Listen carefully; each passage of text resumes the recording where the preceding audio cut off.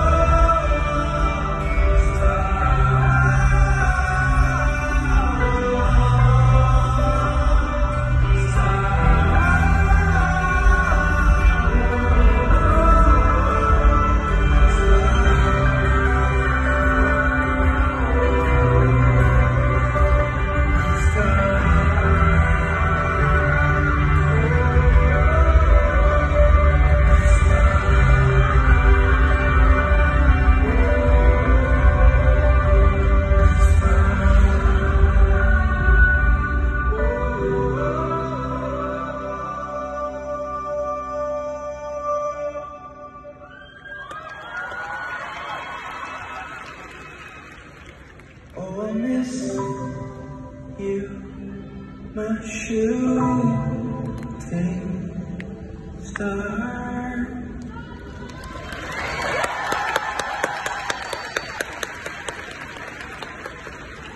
I'm so excited to release that song. We're gonna be releasing that song through the efforts and the help of Kun Jong Yol. We're gonna release it worldwide.